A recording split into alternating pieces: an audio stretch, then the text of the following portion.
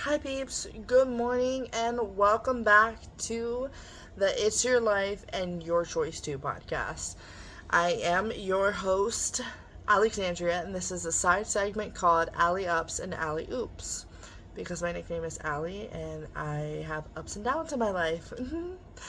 but first and foremost, if you are watching on YouTube, my hair, my little tiny curly cues, oops, sorry, are all out, all over the place. Apologies in advance. I'm not fully prepared for this. I'm also cozied up in my blankie because I am cold. This is kind of last minute because I did not do anything last week. I was working a lot last week. I had a lot going on as well. So y'all pray for me because some of that stuff is still going on right now. Um, I'm not going to get into it for legal reasons, but when I am able to talk about it, I will have that discussion with you. For now, I'm not really going to do a main episode of, healing. Instead, I just want to talk about some of the things that I have been having revealed for me as I'm healing. I've been dealing with a lot of bitterness, for example, for the last couple of weeks. So I just want to take a moment and be real with you guys on my own testimony, like my own stuff that I personally have to deal with. And so you guys know that whenever I speak about this stuff, this is happening in real time for me. That I'm slowly but surely healing myself and parts of me that I didn't even know needed to be healed. Things that have been being placed on my heart that I've been convicted of to try to restore, to rebuild, to heal, to let go, so on and so forth. Speaking of bitterness, a lot of it's been showing up from my ex-husband, who is also the father of my 3 boys.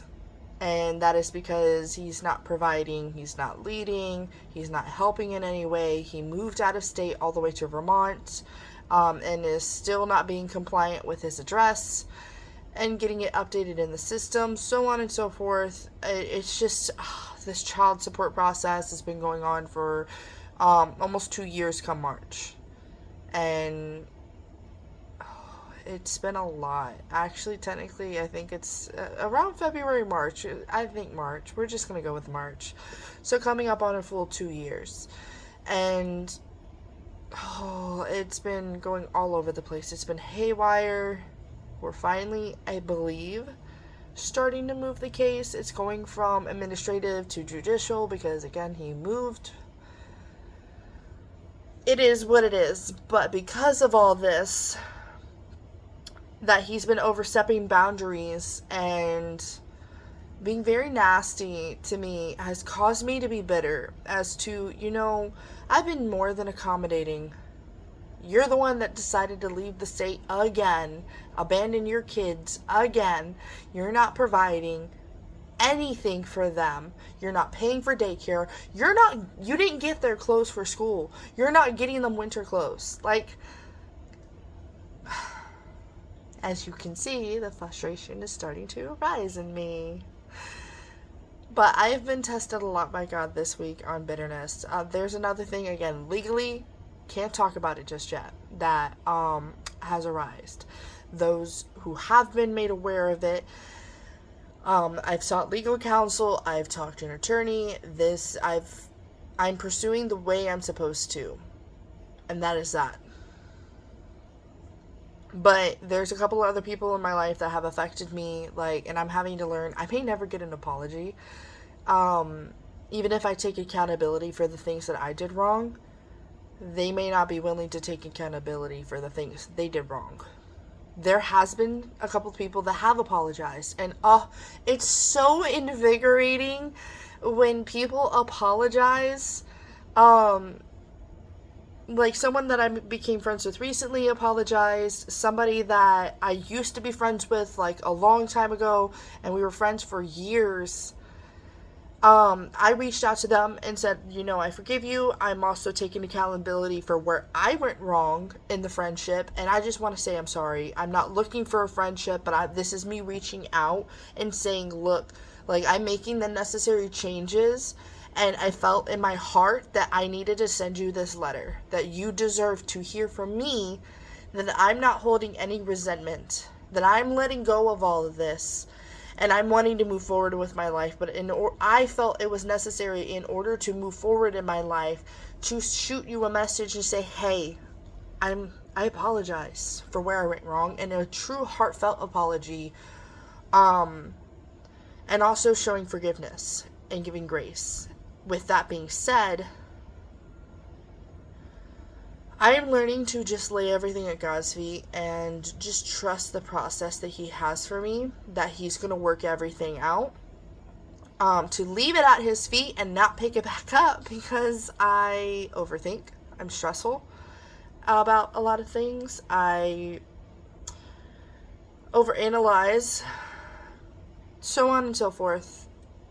All it does is cause me more, like, anxiety, more depression, and I'm kind of tired of being tired because I don't have the energy. I don't have the healthy mentality at the moment because I'm too anxious. I'm too depressed. I'm not taking care of me. I'm not putting me first. Well, obviously God first, and then, so on and so forth. But in order to pour out onto others, in order to take care of my kids, I have to take care of me. And I really haven't been doing that. So this is me taking a stand, and I'm going to take care of me. And sometimes that starts with holding yourself accountable. Yay! Thank you for calling me out, Lord. But we're doing it. And I'm having to accept the fact that, we're all humans in an evil world. And this is the whole point of my podcast, is that I'm wanting us to become better humans. I'm wanting us to grow. I'm wanting us to love each other fully. And a lot of times it starts with me being a catalyst, like me being the influence, like people seeing, like, oh, what is she doing? Like, wow, that's amazing. She's, coming out of the darkness. She's moving forward. Her life is so chaotic, but yet she's still, being happy and keeping her head up.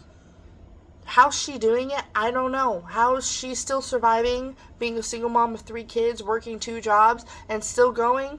I don't know. But you know what? I want to have a better mentality, kind of like she does. Being as you yourself, stepping in to that situation of, what? I'm done feeling this way. I'm done letting negativity rule my life. And you switch into the positive mindset. You switch into the better perspective looking aspect, thinking more highly of people, thinking the best of others, even in certain situations that it's kind of hard to do so on and so forth. That's going to slowly shift your thoughts, your mindset, everything into a better perspective that eventually other people are being like, what did you do? You've completely changed your life around. You're doing so much better than you were doing. And that opens the door for a healthy conversation. Let's not ostracize people just because of differences of opinions. It's going to happen. We're not always going to agree. So, you're not always going, for me, calling myself out, you're not always going to get an apology.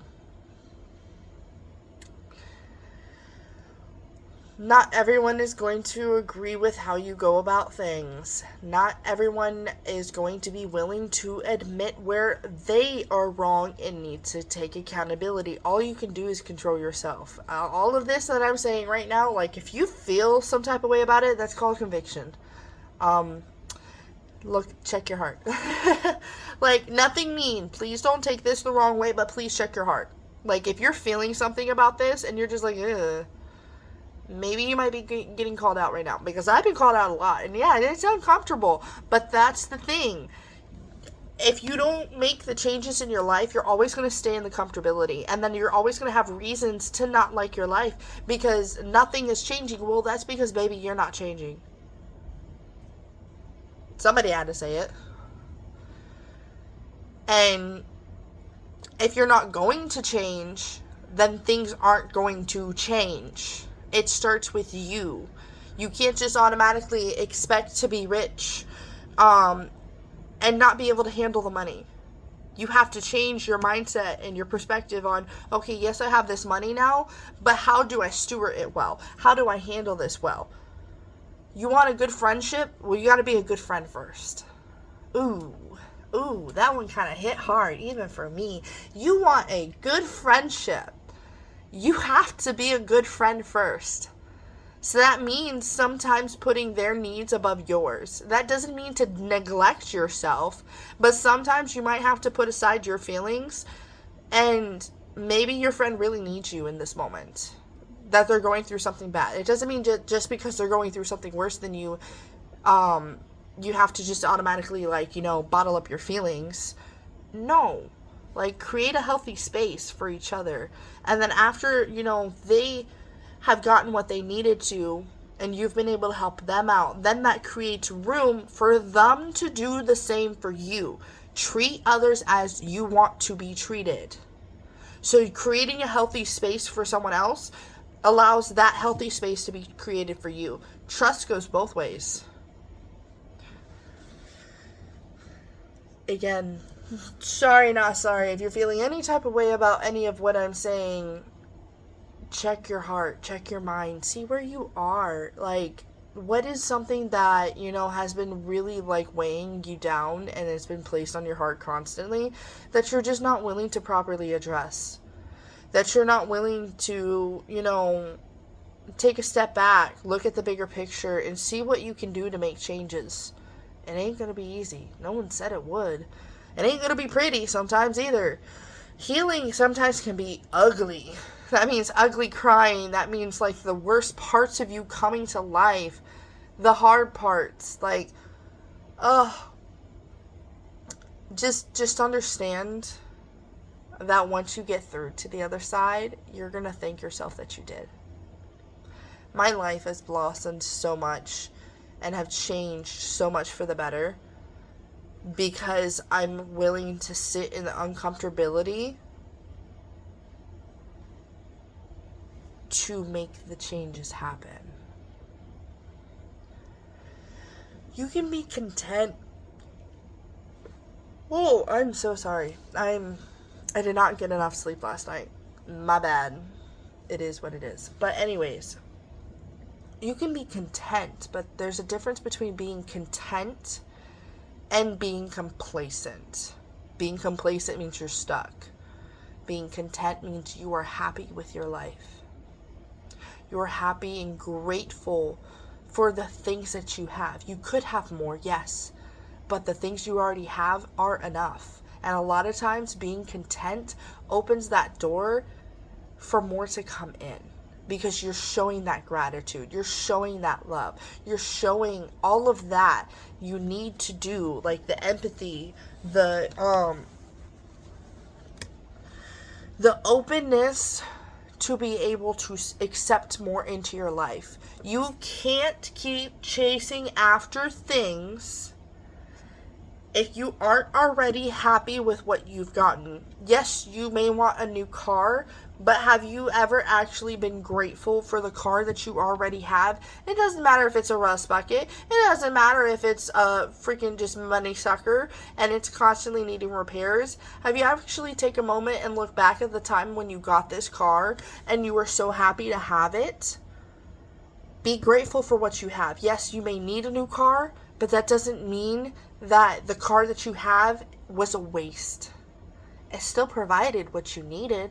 It still got you to and from places. It may be falling apart now, but that doesn't mean that it still didn't serve a purpose.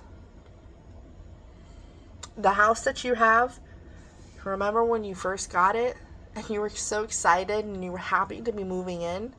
and now you're looking for somewhere else already, you're kind of done with the place, be grateful for the purpose it served.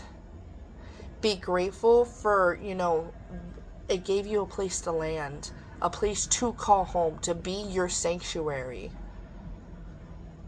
It's all about shifting your perspective. Yeah, we may want more, but we're always going to be feeling a hole in our hearts if we're not already grateful for what we have. And we're always chasing after the newer, better, best thing, then you're always going to be feeling this void. Yeah, you're always going to be feeling a void. So, why don't you fill the void with what you already have? And for some of you, there's a certain person that's knocking on your door that's calling you home. And he's going to fill that void better than anyone else. But that's your decision to make. If you don't want to make that decision, okay, that's fine. But he loves you. He's there. He's waiting for you to come home. That's my short take on that. But, yeah. A lot's been working in my life. I'm trying not to be so negative anymore. Honestly, it is what it is. Humans are going to make human choices, mistakes. No one is truly good at heart. We were all born into an evil, sinful world. And the person who never sinned, we hung up on the cross and killed. Yeah.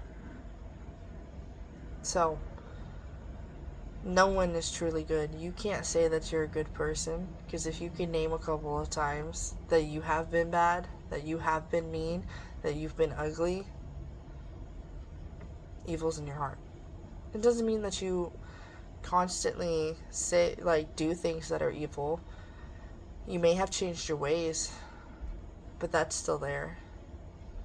That doesn't mean that you're completely rid throughout your entirety of life, that you've never done anything wrong, that you've never, just gone over the speed limit a little bit, past that 5-mile point.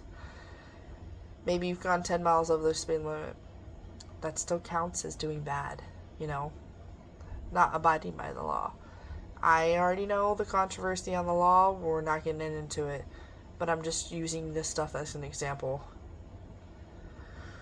So, if you don't like what I say, okay, to each his own. Take it with a grain of salt. But at the end of the day, I just want everyone to be better and do better. And if you're feeling some type of way about it, maybe you need to look inward. Look at your heart. Find out what's bothering you. Don't say, oh, but what you said is bothering me. That's projecting. You're just projecting your issues on me. No, there's something that is being called out right now, and you don't like it, and it's making you uncomfortable, and you're not willing to admit it. I'm sorry, not sorry. I'm going to say the hard truth, because I've needed to hear it myself sometimes. To take that bitter pill that's hard to swallow.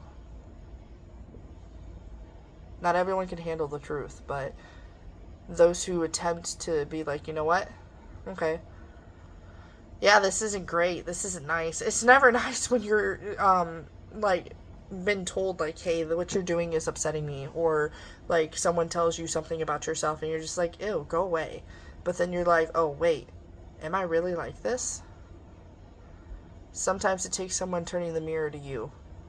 Instead of you looking in the mirror, sometimes someone has to turn the mirror onto you. Ooh. Hope you heard that one. So, I love you guys. Sorry this is a harder one, but I just want the best for you. That's literally all I want, is the best for you. So if any of this stuff kind of sucked to hear, well, I'd love to hear how you're working towards fixing some of those things that are uncomfortable. Because all it is it's making you uncomfortable because this is being called out. So, I'd love to see where you guys go. Okay? Again, I do care about you. I love you. I just want us all to grow. I want us to be better humans. And this podcast wasn't just for you. This episode's particular. I was calling myself out too. So, Yay. But anyways, if you guys want to send in an email, you can send it into itsyourlife.yourchoice2 at Gmail. And I'd love to hear your stories. I'd love to hear from you in general. I look forward to reading your emails. And who knows, anonymously, it will be read on the podcast. Especially once I get a co-host for the main one. Okay? Mwah, mwah. Go be good humans, okay? You got this. Keep working on yourself. Keep healing. Alright? Bye, peeps.